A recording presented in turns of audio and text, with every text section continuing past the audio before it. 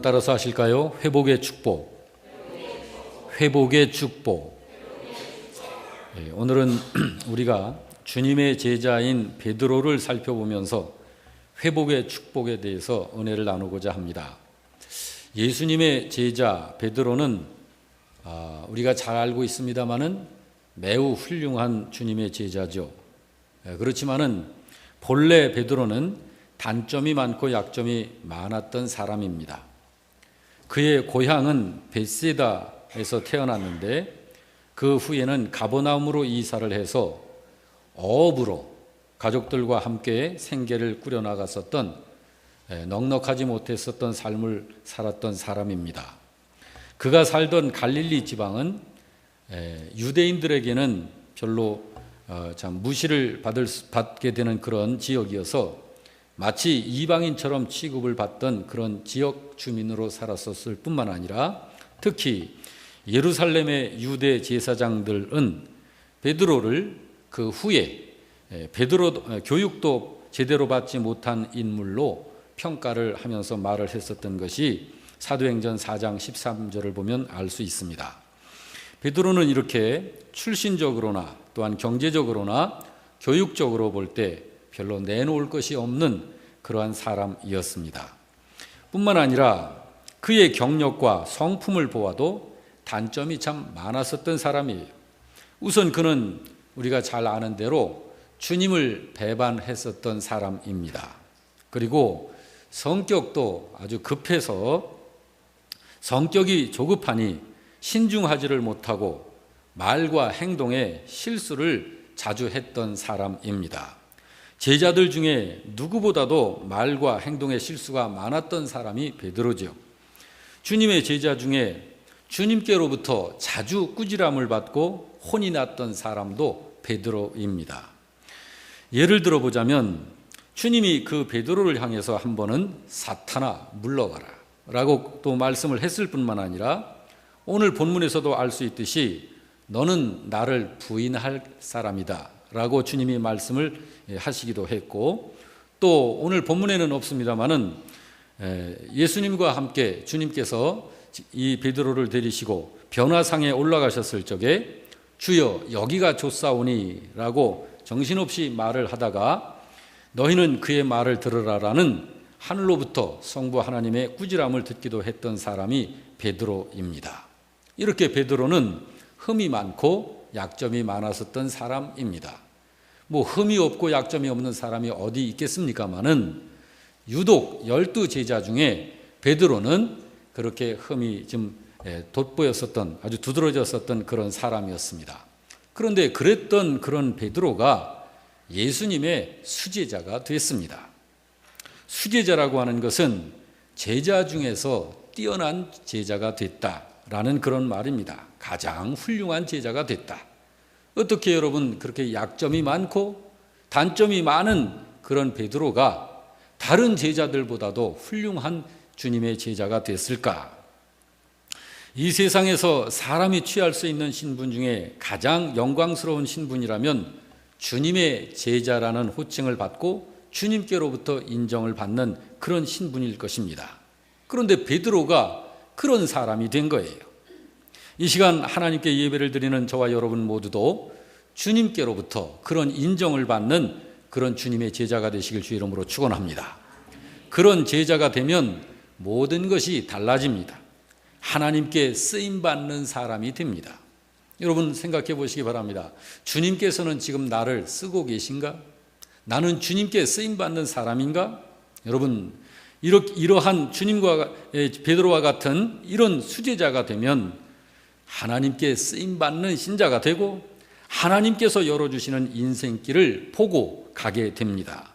그래서 승리의 삶을 살게 되고 마음에 기쁨과 즐거움이 있을 뿐만 아니라 마음에 평안함이 자리를 잡고 하는 모든 일들이 형통하며 행복한 삶을 살 수 있게 되는 것입니다. 그런데 베드로가 그렇게 단점이 많고 약점이 많았던 베드로가 어떻게 그런 복이 넘치는 사람이 되었을까라고 하는 거예요. 여러분과 저도 아마 우리 중에는 베드로처럼 그렇게 단점이 많은 그런 신자들도 있을 것입니다. 아마 차이는 좀 있겠습니다만은 우리 모두는 사실 다 약점이 있고 단점이 많은 사람들이에요. 저도 마찬가지고요. 그런데 이런 베드로를 보면서 우리들도 주님의 훌륭한 제자가 되어서 주님께 쓰임받고 우리 주님 한 분으로 인하여서 진정으로 우리의 생애가 활짝 열리고 빛 가운데 삶을 살 뿐만 아니라 우리의 인생의 승리자가 되고 행복한 삶을 사는 그런 성도가 되고자 하는 것입니다. 자, 이랬던 베드로가 어떻게 그런 훌륭한 주님의 수제자가 되었을까? 그것은 그의 삶을 통해서, 성경을 통해서 살펴볼 수 있는 것은 그에게 경건한 변화가 있었으므로 되어졌다는 것을 알 수 있습니다. 경건한 변화입니다. 변화. 우리 신자들에게 절대적으로 필요한 것이 경건한 변화입니다. 경건한 변화라고 하는 것은 거룩한 변화를 말하는 거예요. 죄성이 점점 사라지고 점점 우리 안에, 사람 안에 하나님의 성품을 닮아가는 영적 성장의 변화를 말하는 것입니다. 이 경건한 변화를 성화라고 그러는데 이 경건한 변화는 언제 이루어지느냐 하면 회개할 때 이루어지는 것입니다. 여러분, 왜 그러냐면 회개를 통해서 이루어지는 것이 영적인 치유가 이루어지고 회개를 통해서 이루어지는 것이 영적인 회복의 역사가 이루어지기 때문입니다. 그래서 회개를 할 때 부패한 심령이 치유를 받게 되고 그 부패한 심령으로 인해서 잘못과 실수로 살 수밖에 없었던 심령 회복의 역사가 회개를 통해서 이루어지기 때문입니다. 우리는 이 사실을 주님의 제자들 안에서 볼 수 있습니다. 오늘 우리가 살펴보는 베드로는 회개함으로 심령의 치유와 회복이 이루어져서 예수님의 수제자가 되는 변화가 일어났지만 12제자 중에 특별히 가롯 유다를 보면 회개하지 않습니다. 가롯 유다는 회개하지 않음으로 인해서 변화되지 못한 자가 되어서 주님의 제자 중에 한 사람이었으면서도 구원받지 못하는 가장 불행한 자가 되고 만 것입니다. 여러분, 부디 바라기는 저와 여러분 모두에게 베드로에게 있었던 이런 경건한 변화의 축복이 있기를 주의 이름으로 축원합니다. 베드로에게는 바로 그것이 있었어요.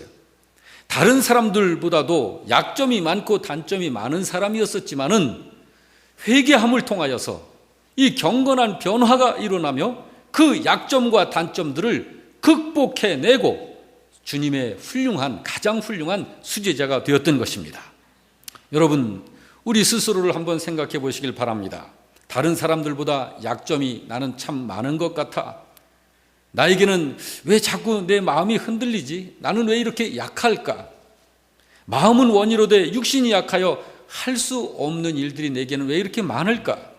그래서 베드로처럼 주님을 믿는다고 하면서도 주님께 항상 면목이 없고 실수를 잘하고 우리 주님께로부터 꾸지람을 자주 들었었던 베드로처럼 아마 주님은 나를 보실 때 자주 꾸짖을 것 같아. 그리고 주님께서 인정을 해주시지 않을 것 같아 하는 이런 생각이 드십니까? 여러분, 낙심하지 마시길 바랍니다. 그래도 희망을 갖기를 바랍니다.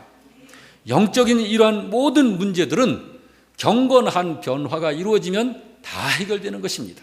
전부 해결이 되는 것이에요. 경건한 변화가 우리 속에 이루어지게 되면 모든 것이 달라지는 거예요. 하나님께서 쓰시고자 합니다. 하나님께서 그의 인생길을 열어주셔서 알게 하시고 보게 하십니다. 그래서 죄악을 이기고 승리하는 삶을 살며 마음의 평안이 자리 잡고 행복한 삶을 살게 되는 그러한 삶을 살게 되는 것입니다. 그러므로 여러분, 신자가 중요하게 여길 것은 회개하는 것입니다. 회개할 때에 부패한 심령이 치유를 받게 되고 그 부패한 심령으로 인해서 잘못을 자주 저지르고 실수를 잘 할 수밖에 없는 이런 심령 회복의 역사가 일어나게 되는 것입니다. 베드로도 저와 여러분들처럼 연약하고 부족해서 그래서 잘못이 많고 실수가 많았었던 사람이에요. 수도 없이 흔들리고 또 흔들렸던 사람이 바로 베드로입니다. 성경을 통해서 이런 부분들을 좀 더 살펴보면 중심으로는 주님의 제자답게 좀 살고 싶은 마음이 항상 있었어요. 그렇지만은 마음은 원이로 돼 할 수 없어서 육신으로는 하지 못하는 이러한 모습을 우리는 자주 찾아볼 수 있습니다. 변화되지 않은 믿음이면 실족할 수밖에 없는 거예요. 그렇기 때문에 베드로가 주님이 고난을 당하실 때 그 고난 당하시는 주님께 가까이 가지도 못하고 멀찍이서 예수님을 바라보고만 있었던 그런 베드로의 모습을 우리는 성경을 통해서 볼 수 있었습니다. 주님이 고난을 당하실 적에 주님께서 내가 죽어야 하고 내가 너희들을 떠나가야 하리라 말씀을 하실 적에 베드로는 앞장서서 말하기를 주님, 그럴 수 없습니다. 그리고 주님이 가시는 곳이라면 내가 어디든지 따라가겠습니다. 죽는 곳이라도 따라가겠습니다. 이렇게 장담했었던 사람이 베드로였습니다. 그렇지만 막상 주님께서 고난을 당하시고 이제는 체포당하셔서 신문을 당하시며 이제 참 그러한 신문을 당하시는 그러한 장소에 있을 적에 베드로가 주님을 따라가기는 했습니다마는 가까이 가지를 못하고 멀찍이서 그 고난 당하시는 주님을 바라볼 적에 조그마한 여종 하나가 와서 말하기를 당신도 저 예수와 함께 있었던 사람이죠? 라고 말할 때 나는 저 사람을 모릅니다. 조금 있다가 베드로가 두려운 마음에 자리를 옮겨 다른 곳에서 멀찍이 서서 주님을 또한 보고 있을 적에 그 계집종이 또 쫓아와서 하는 말이 당신이 저 사람하고 같이 있는 걸 내가 봤는데요 라고 말할 때 두 번째 주님을 부인하면서 나는 저 사람을 당최 모른다니까 하면서 소리를 지르며 주인을 부인했었던 베드로. 또 잠시 후에 다른 사람이 베드로에게 당신이 저 사람과 저 사람의 제자 맞지? 저 사람과 함께 있었던 걸 내가 봤어 라고 말했을 때 베드로는 성경을 통해서 보니까 그 예수님을 저주하면서 맹세까지 하면서 주님을 부인했었던 베드로라는 것을 우리는 볼 수 있습니다. 베드로가 이렇게 나약하고 잘못을 잘하고 실수를 잘하는 사람이었지만은 그런데도 그가 주님의 수제자가 될 수 있었던 것은 그가 심령이 치유받고 회복되는 이 경건한 변화를 일으켜내는 회개하는 사람이었기 때문입니다. 회개하는 사람. 여러분, 회개하는 사람을 주님은 받으시는 것입니다. 여기 오늘 본문 72절 말씀에 보면 이에 베드로가 예수께서 자기에게 하신 말씀 곧 닭이 2번 울기 전에 내가 3번 나를 부인하리라 하심이 기억되어 그 일을 생각하고 울었더라라고 기록하고 있습니다. 베드로가 괴로워하면서 울고 있는 거예요. 회개하면서 울고 있는 것입니다. 자기의 마음과는 다르게 왜 이렇게 나의 실제 행동은 마음 원하는 대로 되어지지 않고 정반대로만 되어지는 것일까? 괴로워하면서 울고 있는 거예요. 예수님이 얼마 전에 하신 말씀을 기억하면서 울고 있는 거예요. 나는 왜 이런 사람일까? 그러면서 자기 자신이 어떤 자임을, 자기 자신은 어쩔 수 없는 죄인이라는 이런 사실을 절감하면서 그 주님을 향한 그 주님을 의지하는 주님께서 붙들어 주시지 아니하시면 어쩔 수 없는 사람이라는 사실을 통감하면서 회개하고 있는 것입니다. 여러분, 베드로의 이런 모습이 바로 회개하는 모습입니다. 그런데 여러분, 이런 모습은 가롯 유다에게서는 찾아볼 수가 없는 모습이에요. 성경 전체를 놓고 봐도 가롯 유다는 단 한 번도 회개하지 않습니다. 여러분, 믿음 생활이라고 하는 것은 결심으로만 되는 것이 아니죠. 회개함을 통해서 임하는 하나님의 은혜가 아니면 가질 수 없는 것이 믿음이고 살 수 없는 것이 믿음 생활인 것입니다. 그러므로 여러분, 신자마다 반드시 변화가 되어져야 되는데, 경건한 변화가 되어져야 되는데, 여러분, 이 경건한 변화는 회개를 통해서만 되는 거예요. 회개함을 통해서만. 회개에는 하나님의 약속이 있는 것입니다. 그래서 회개를 통해서 하나님이 도와주시고 회개하는 신자를 하나님께서 힘을 주시고 그러한 은혜가 임하게 되는 것입니다. 회개하지 않고서는 세상을 이길 수 없어요. 회개하지 않는 사람은 죄악을 이길 수 없습니다. 사람의 힘만으로는, 사람의 결심만으로는 한계에 부딪히고 그 한계에 부딪히게 되면 한순간에 무너져 내리는 것이 사람인 것입니다. 여기 베드로를 통해서 하나님께서 우리들에게 보여주시는 것이 그런 거예요. 여러분, 베드로가 얼마나 수없이 넘어졌습니까? 그러나 그럴 때마다 베드로는 주님 앞에 울면서 회개했습니다. 회개는 사탄의 괴계를 대비하는 하나님의 지혜입니다. 회개는 사탄의 괴계를 대비하는 하나님의 신비한 능력이 함께하는 비밀입니다. 회개는 상황을 뛰어넘게 하는 하나님의 힘을 공급받는 하나님의 놀라운 비밀입니다. 그래서 신자는 회개해야 하는 거예요. 회개하는 베드로의 마음을 주님은 다 받으십니다. 회개하는 베드로의 마음을 주님은 다 알고 계셔요. 그러면서 배척하지 아니하시고 그를 끌어안으십니다. 특별히 여러분 여기 누가복음 22장 32절 말씀을 보게 되면 예수님께서 그런 베드로에게 이런 말씀으로 참으로 그를 부르십니다. 22장 32절 말씀 같이 읽습니다. 너는 돌이킨 후에 네 형제를 굳게 하라 라는 말씀을 하십니다. 여러분 이게 무슨 말씀입니까? 굳게 하라. 사명을 주시는 거예요. 사명을 주시는 거예요. 베드로를 주님께서 받으시는 것입니다. 자, 누가복음 22장 31절 이하를 다시 한번 봅니다. 시몬아, 시몬아, 시몬아, 보라, 사탄이 너희를 밀가부르듯 하려고 요구하였으나 그러나 내가 너를 위하여 너희 믿음이 떨어지지 않기를 기도하였노니 너는 돌이킨 후에 네 형제를 굳게 하라. 주님께서 이렇게 말씀하십니다. 무슨 말씀이신가요? 회개하여 치유와 회복의 역사가 일어난 베드로이기에 내가 너를 지키고 있다고 선언하시는 거예요. 내가 너와 함께하고 있다. 사탄은 너를 목표하고 있지만 내가 너를 책임지마. 내가 너를 위한 자로 있다. 내가 너의 믿음이 떨어지지 않기를 너를 위해서 중보기도 하고 있다. 주님께서는 이렇게 말씀을 하시면서 너는 돌이킨 후에 네 형제를 굳게 하는 일을 하면서 살라. 주님께서 하시는 그 일에 동역자로 인정하신 것입니다. 여러분, 가롯 유다도 실수를 하고 잘못을 했습니다. 베드로도 실수하고 잘못을 했습니다. 그렇지만은 주님께서 너는 돌이킨 후에 네 형제를 굳게 하라. 내가 너를 위하여 중보기도 한다. 너는 내가 포기하지 아니하며 내가 너와 함께하고 너를 책임진다. 라는 이러한 복된 선언을 가룟 유다에게는 단 한 번도 한 적이 없으세요. 왜 그렇습니까? 그러므로 회개가 신자들에게 이렇게 중요한 거예요. 베드로는 회개를 통해서 심령의 치유와 회복의 역사가 이루어지는 이 경건한 변화를 이루는 그런 사람이었던 것입니다. 가룟 유다한테서는 회개를 찾아볼 수가 없어요. 성경 어디를 보아도 가룟 유다는 회개하지 않았습니다. 사랑하는 성도 여러분, 베드로에게 하셨던 이 주님의 책망이 오늘 나에게 있어서 나의 상태가 주님께서 내 영의 모습을 보면 아마 책망하시고 꾸지람을 하실 것 같아.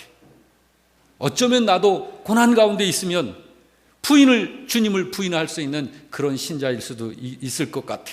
그러나 여러분, 이런 생각이 들 수도 있지만 여러분, 우리들 낙심하지 말고 우리 주님 앞에 우리 자신을 드러내서 경건한 변화를 이루어내는 여러분들이 되실 주의 이름으로 축원합니다. 이러한 회개를 통해서 우리의 심령의 치유와 함께 심령의 회복의 역사가 이루어지는 이러한 경건한 변화가 이루어지므로 우리는 새로운 삶을 승리롭게 살아나갈 수 있는 것이에요. 여러분, 주님께서는 이 시간 예배를 드리시는 여러분이 여기 오늘 본문에 나오는 베드로처럼 영적으로 치유되고 회복이 되어져서 우리 주님께 쓰임받을 뿐만 아니라 또 우리 주님과 함께 동행하면서 주님께서 책임져 주시는, 그래서 행복한 미래가 활짝 열리는 이러한 삶이 되는 그런 신자가 되기를 주님은 원하시는 것입니다. 그러므로 여러분, 과거의 베드로처럼 비록 실수를 잘하고 잘못을 자주 해도 또 그렇지만은 이런 모든 것들을 회개함을 통해서 경건한 변화를 이루어 여러분 주님과 동행하는 그런 삶을 사는 여러분들이 되시길 주의 이름으로 축원합니다. 그러면 주님, 베드로가 이렇게 변화되어져서 주님의 수제자가 되었었던 것처럼 여러분과 저도 가장 뛰어난 훌륭한 제자가 되어서 하나님께 쓰임받는 그런 신자가 될 수 있는 것입니다. 할렐루야.